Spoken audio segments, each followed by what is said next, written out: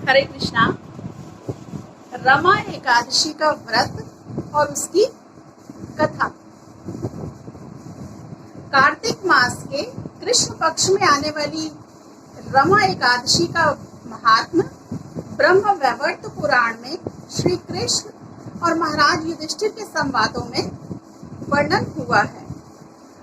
एक बार युधिष्ठिर महाराज ने पूछा, हे जनार्दन, हे मधुसूदन, कार्तिक मास के कृष्ण पक्ष में आने वाली एकादशी का क्या नाम है और महात्म कृपया विस्तार से हमें वर्णित करिए और वर्णन करिए। तो भगवान श्री कृष्ण ने कहा, हे नृपेंद्र, सब पाप नाशनी इस एकादशी को रमा कहते हैं। बहुत वर्ष पहले मुचुकुंद नाम का एक राजा था। उसकी देवराज इंद्र से अच्छी मित्रता थी। वरुण, कुबेर, यमराज, अग्नि ये भी उसके अच्छे मित्र थे। सभी धार्मिक तत्वों का पालन करते हुए वह अपने प्रजा पर राज्य कर रहा था। कुछ वर्षों के बाद राजा को एक पुत्री हुई जिसका नाम चंद्रभागा रखा गया। योग्य समय के उपरांत उसका विवाह चंद्रसेन राजा के पुत्र शोभन से हुआ।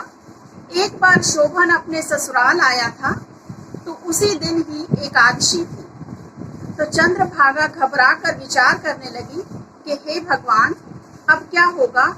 मेरे पति बहुत ही कमजोर हैं, उनसे भूख सहन नहीं होती। मेरे पिताश्री और बहुत कठोर हैं। दशमी के दिन ही अपनी प्रजा के में सेवकों को भेजकर एकादशी को अन्न कोई भी ना खाए यह आदेश देते हैं।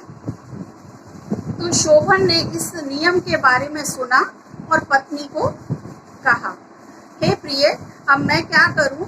मेरे प्राण बचाने के लिए और राजाज्ञा को मानने के लिए मुझे क्या करना चाहिए। तो चंद्रभागा ने कहा कि हे स्वामी, मनुष्य तो क्या हाथी, अश्व तथा अन्य प्राणियों को भी आज हमारे पिताजी के साम्राज्य में कुछ भी खाने को नहीं दिया जाता। अगर आपको कुछ खाना ही है तो आपके घर आपको लौटना पड़ेगा। इसलिए योग्य विचार करके आप उचित निर्णय लीजिए। अपनी पत्नी की बात सुनकर शोभन ने कहा कि तुमने सत्य कथन कहा है, परंतु आज एकादशी व्रत करने की मेरी इच्छा है। मेरे भाग्य में जो होगा वही होगा। इस प्रकार सोचकर शोभन ने उस दिन एकादशी व्रत किया, पर भूख प्यास से वह व्याकुल होने लगा। सूर्यास्त के समय धर्मपरायण जीवात्मा और वैष्णव प्रसन्न हुए और भगवान ने नाम संकीर्तन में उन्होंने रात भर जागरण किया, परंतु भूख के कारण शोभन ने अपना शरीर त्याग दिया। सूर्योदय के पूर्व ही मुचुकुंद राजा ने शोभन के शरीर का अंतिम संस्कार भी कर दिया, लेकिन चंद्रभागा को सती जाने की अनुमति नहीं दी। पति के श्राद्ध के पश्चात चंद्रभागा अपने पिता के घर रहने लगी। रमा एकादशी के पालन से शोभन मंदार पर्वत के शिखर पर बसने वाले देवपुरी राज्य का राजा बना और रत्नों से सुशोभित सुवर्ण के खंभे और अमूल्य हीरे मोतियों से जड़ित राजभवन में वह रहने लगा। अनेक आभूषणों से युक्त शोभन बहुत सारे गंधर्व और अप्सराओं के द्वारा सेवित था। मुचुकुंद का सोम शर्मा नामक ब्राह्मण तीर्थों की यात्रा करते हुए अचानक एक दिन देवपुरी में पहुंचा तो शोभन को अपने राजा का जमाता समझकर वो उनके पास गया। ब्राह्मण को अपने सामने देखकर राजा अपने सिंहासन से उठे और प्रणाम करके ब्राह्मण के सामने खड़े रहे।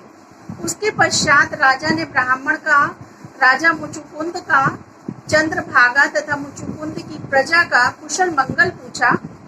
सभी लोग सुख से और शांति से रह रहे हैं, ऐसा ब्राह्मण ने उत्तर दिया। तो आश्चर्य से ब्राह्मण ने राजा को पूछा कि हे राजन, इतनी सुंदर नगरी मैंने कभी नहीं देखी। ऐसा राज्य आपको कैसे प्राप्त हुआ? इस विषय में आप हमें बताइए। तभी राजा ने कहा कि रमा एकादशी का व्रत करने से यह अशाश्वत राज्य मुझे मिला है, लेकिन ये राज्य किस प्रकार शाश्वत होगा, इस विषय में आप मेरा मार्गदर्शन करें। शायद अश्रद्धा से मैंने इस व्रत का पालन किया होगा, इसीलिए यह अशाश्वत राज्य मुझे मिला है। कृपया आप सब ये चंद्रभागा को कहिए। मेरे मत के अनुसार केवल वह इस राज्य को शाश्वत बना सकती है। यह सुनकर ब्राह्मण मुचुकुंद में लौट आया और चंद्रभागा को पूरा वृत्तांत कथन सुना दिया।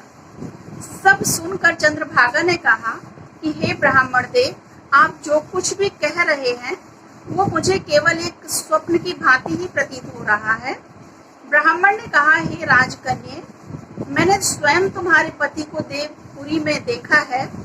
उसका राज्य सूर्य के समान तेजस्वी है। उस राज्य को शाश्वत बनाने की विनती तुम्हारे पति ने की है।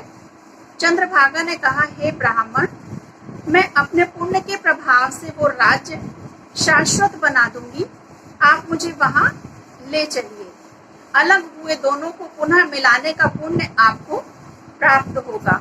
तो उसके पश्चात सोम शर्मा ब्राह्मण ने चंद्रभागा को मंदार पर्वत पर वामदेव के आश्रम ले गए और उन्हें पूरा वृत्तांत सुनाया। तब वामदेव ने चंद्रभागा को वैदिक मंत्र की दीक्षा दी। वामदेव से प्राप्त मंत्र के प्रभाव से तथा रमा एकादशी के पालन से चंद्रभागा को दिव्य शरीर प्राप्त हुआ और उसके बाद वह अपने पति के सामने गई। तो अपने पत्नी को देखते ही शोभन को प्रसन्नता हुई। चंद्रभागा ने कहा कि कृपया आपके हित के लिए मेरे 2 वचनों को कहिए। अपने 8 वर्ष की आयु से मैं रमा एकादशी का पालन कर रही हूँ। इस व्रत पालन के प्रभाव से आपका राज्य प्रलय तक शाश्वत और समृद्ध रहेगा। उसके बाद वह अपने पति के साथ आनंद पूर्वक रहने लगी। इसीलिए हे राजन, रमा एकादशी ये कामधेनु अथवा चिंतामणि समान सभी की सभी चिंताएं पूर्ति करने वाली है। भगवान श्री कृष्ण ने आगे कहा कि हे राजन, इस प्रकार मैंने तुम्हें इस एकादशी के महात्म का कथन कहा है। कृष्ण पक्ष की तथा शुक्ल पक्ष की दोनों भी एकादशी का व्रत पालन करने वाले को मुक्ति मिलती है। जो भी इस व्रत की महिमा सुनता है या कहता है, वह सभी पापों से मुक्त होकर आनंद से वैकुंठ की प्राप्ति करता है।